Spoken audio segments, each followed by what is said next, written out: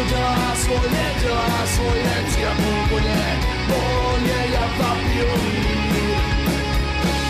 3,5 koně to dělá svoje 3,5 koně, vlastní každý správný pionýr.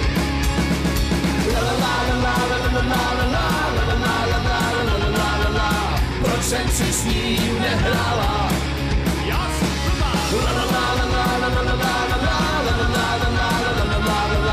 To jsem si to posrala. Tak tohle jsme my, partička 7 kluků, kteří se v létě minulého roku vydali na 16denní dobrodružství na motorkách malých kubatur Java 50 Pioneer, Java 50 Mustang a Simpson S51 Electronic. A kamže to vlastně jedeme? Naším cílem je 1600 km vzdálené Monacké knížectví. Po cestě nás však čeká velmi oblíbený průsmyk Passo dello Stelvio, který je druhý nejvýše položený v Evropě, a také nádherné Lago di Garda, největší italské jezero. Vyrážíme za vlahého sobotního rána z Hoclavic, malé vesnice u Nového Jičína směrem na Jižní Moravu. Naším dnešním cílem byl zvolen Vranov. Avšak ani ne 150 metrů po výjezdu z náměstí Františka Palackého jsme byli nuceni zastavit. Liborově došel benzín. Jak jsme později zjistili, nefungující palivový kohout byl příčinou několika dalších zastávek.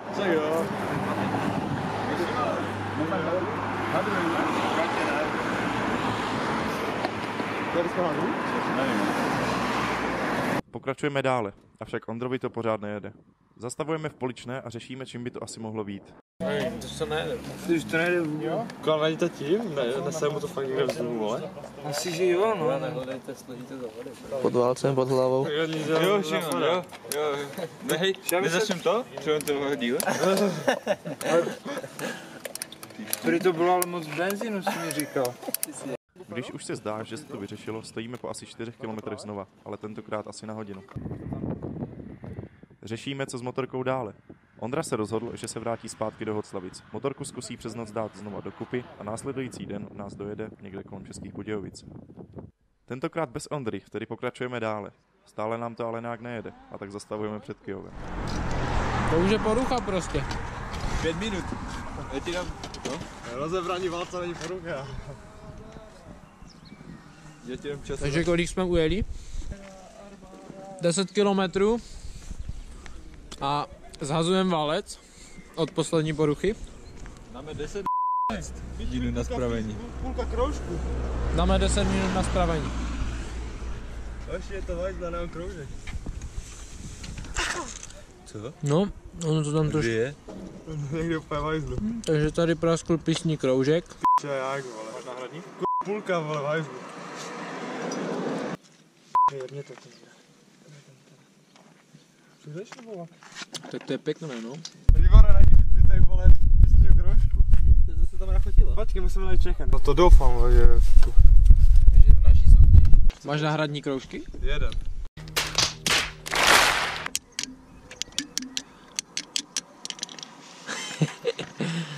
Tady je praskli písní kroužky. Kurva, to je jebné, vole.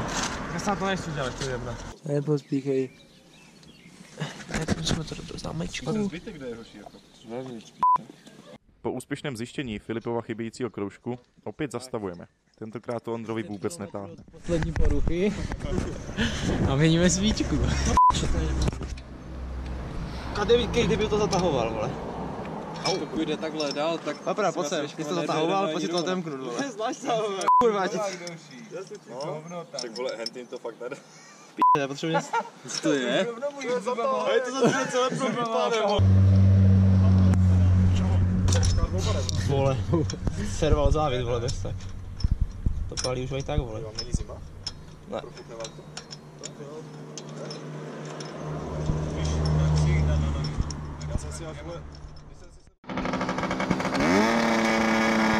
Další porucha. Spravená. Střílení do výfuku. Stav tachometru.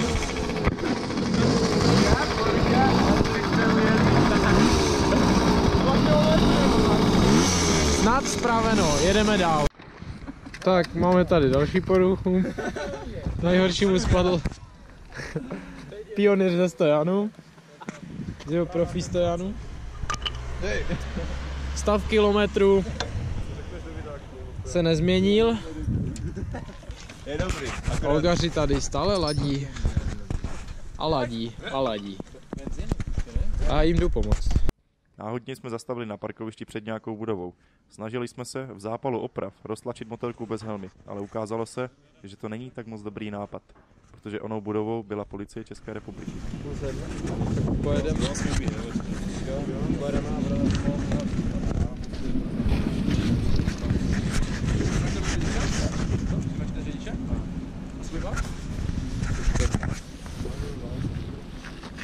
Já to musím vypsat.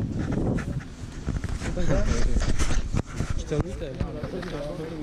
Vem si helmu. Jezdí to nebo? No musím to rozpínat, vem si helmu. Tak. Ano, půjde. Vůči tému, že jsme jeli bez střelek. Zkoušeli jsme to před policejní stanici, které jsme si vůbec nevšimli.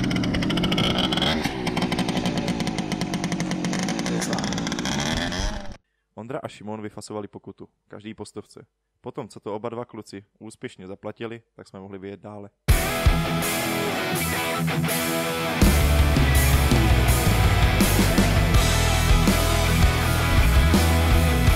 Takže další porucha, stav tachometru. Byli jsme cca 10 km, 10. Ucpaná tryska, jo. Už se to čistí, už se to čistí. Tady panu Tomanovi opět po třetí došel benzín. Třetí, vole. A benzinka je tamhle na kopci. Tam 150 metrů. Díky velkému zpoždění kvůli opravám se zastavuje. Kousek před Kyjovem. Roztahujeme stany a celtu, vaříme večeři, opravujeme utrhlé plynové lanko a konečně se ukládáme ke spánku. Stav tachometru nepůjde vidět, ale moc se nezměnil. Tak to máš, byli jsme třeba pouhých 150. Pouhých 150 km. Tady Libor, nebo Ondra, nebo jak on se vůbec jmenuje, spí pod celtou.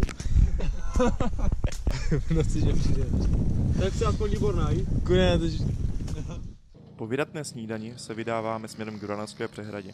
Nádherné zatáčky, celkem kvalitní počasí, to je ono. To je to, po čem každý motorkář touží.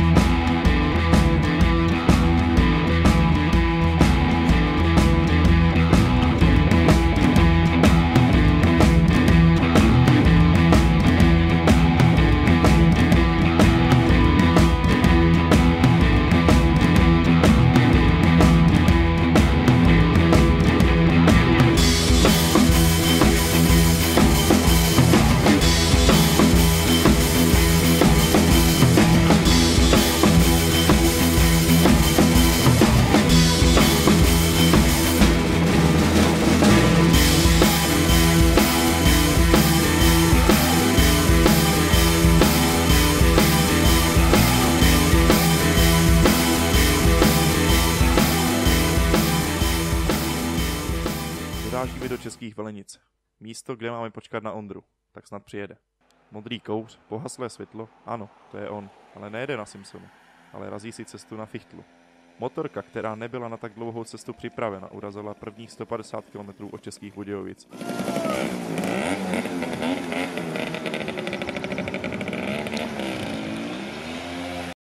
To nebyl v tom videu rukou. To tam byl rukou. Kár nemáme žádné ty kleště, že na to? Jedeme jako dobře, jedem, no.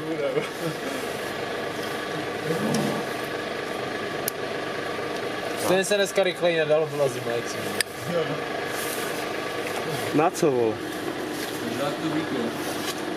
To je šalené, že? To skládáme. A mám hned promok. Teď si to užíváš, že?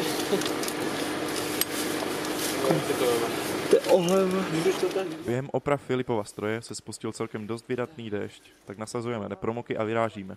Naším cílem je přespat už na rakouském území. Přespání se nám sice povedlo, ale ne úplně podle našich představ. Dorazili jsme do městečka Großgerungs, kde Malkin s Ondrou a Filipem přespali v podzemním parkovišti. Zbytek kluků přespali asi v 10 km vzdáleném lesíku. si to zapl kohoutek. Ale prší nám a nevíme, čím to je. Nemůžeme to spravit vůbec.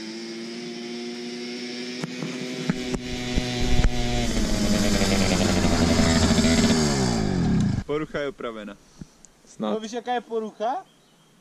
Takže mi vždycky rezerva moc nejede. A já musím jít na rezervu. Já nemám benzín. Ráno ještě v tomtéž městě jsme zastavili na benzínce. Kvůli nedostatečnému výkonu Erikova stroje. Ale to nebude volat jak 2 ton, ne? Kolik?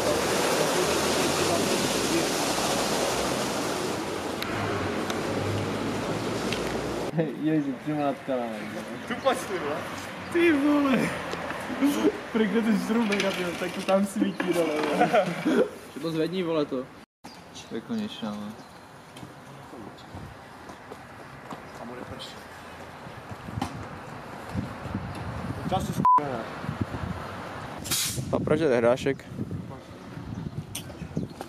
Prosím, jo? Co se dělá v takovém času? Vybídám 250 km. No, já se podívám s kamerou. Došli jsme k závěru, že se jedná o špatný přítok benzínu. Nějak to zprovozníme a jdeme dál.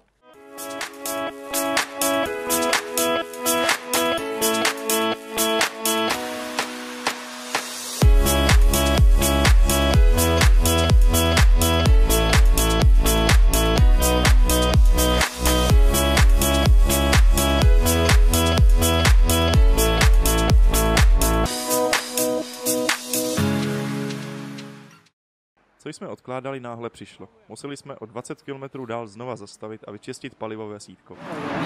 17 koplík.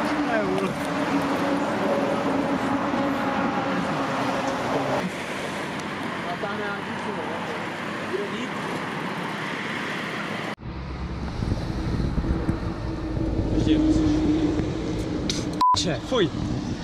Nech toho. Napij se. Dal jsi? Ne. Škoda. Tak to má valit. Tento den nám nějak nepřeje. Malkin, Papra, Ondra a Erik se drží vepředu a nevšimnou si, že jim zbytek výpravy chybí. Navštívíme místní pekárnu, odpočíváme, ale nejsme schopni zjistit, co se s nimi stalo. Dojedeme do centra města, kde stavíme a čekáme na zbytek. To jsme netušili, že se Ondrovi ulomila řadička a že ji byl zavařovat v místním autoservisu.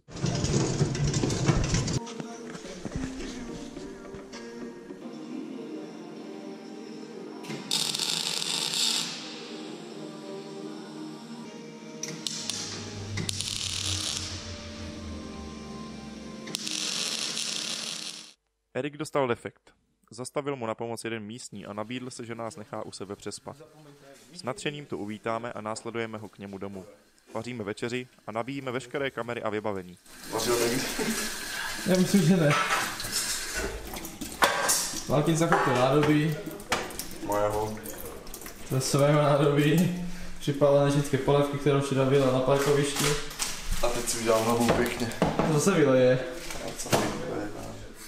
Dnes nám to vážně jede, snad nejproduktivnější den. Kdyby se však Malkinovi neroztěpířilo lanko spojky a nemuseli ho mít uprostřed města. Navíc náhradní lanko moc nesedělo a bál se, aby mu vydrželo až domů. Jiné už neměl. Co mám dělat, no? Tyjo, spojka jak nová. Já nevím, to se zase roztěpí, já už to vidím. Ale ten z nějakého obchodě. Dnes jsme si dali za cíl dojet alespoň na rakousko-italské hranice, abychom měli dobrý odrazový bod na Passo dello Stelvio.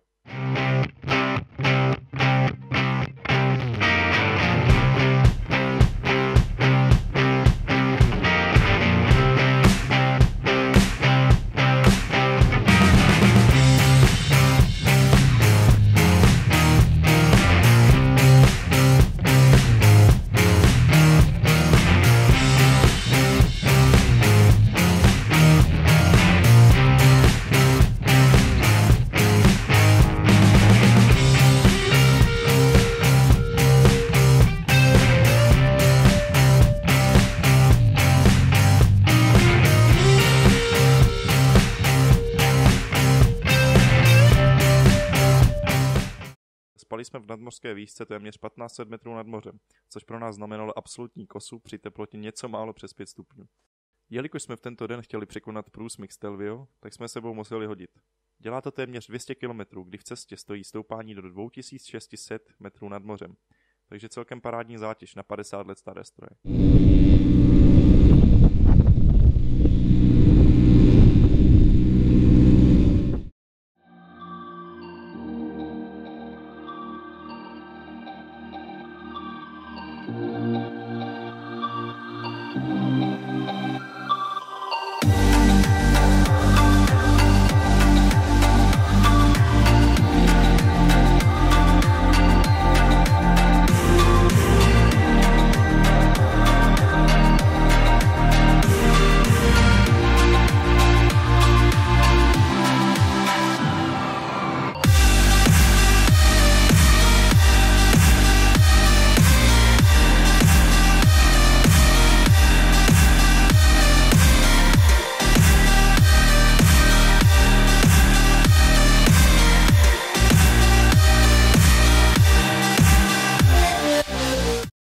Paso dello Stelvio a Alpy obecně nabízí přenádherné scenérie. Naše motorky mají tu výhodu, že každých 10 minut musíme zastavovat kvůli chlazení. Toto nám nabízí tu možnost kochat se těmi krásnými scenériemi. Štěpán!